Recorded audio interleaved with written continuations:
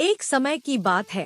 एक सुंदर और विशाल राज्य था, जहाँ एक दयालु और सुंदर राजकुमारी रहती थी। उसका नाम रुक्मिणी था।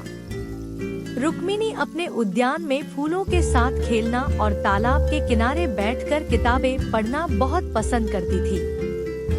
एक दिन जब वह तालाब के किनारे बैठी थी, उसने अचानक पानी में हलचल सुनी।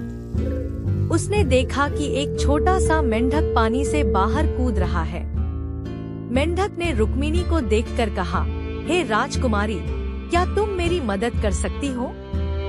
रुक्मिणी ने हैरान होकर पूछा, तुम्हें किस प्रकार की मदद चाहिए, मेंढक? मेंढक ने उत्तर दिया, मैं एक जादुई मेंढक हूँ। एक दुष्ट जादूगरनी ने मुझ पर यह श्राप डाला है कि मैं तब तक मेंढक रहूंगा जब तक कि कोई सुंदर और दयालु राजकुमारी मुझे अपने महल में ले जाकर अपने साथ भोजन करने का अवसर न दे। रुक्मिणी ने सोचा कि यह एक अद्भुत अवसर हो सकता है किसी की मदद करने का। उसने मेंढक को अपने हाथ में उठाया और अपने महल ले गई। महल में पहुंचकर उसने मेंढक को एक सुंदर थाल में भोजन दिया और उसके साथ बैठकर भोजन किया। रात के समय मेंढक ने रुक्मिणी से कहा, क्या मैं तुम्हारे बिस्तर के पास सो सकता हूँ? रुक्मिणी थोड़ी हिचकिचाई, लेकिन उसने उसकी बात मान ली।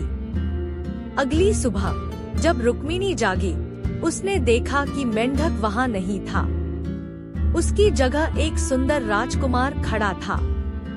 राजकुमार ने बताया, राजकुमारी, तुम्हारी दयालुता और प्रेम ने मेरे श्राप को तोड़ दिया। मैं एक राजकुमार हूँ और वह जादूगरनी ने मुझ पर यह श्राप डाला था। तुम्हारी मदद के बिना मैं कभी इस श्राप से मुक्त नहीं हो पाता। राजकुमार ने रुक्मिणी से हाथ जोड़कर धन्यवाद किया।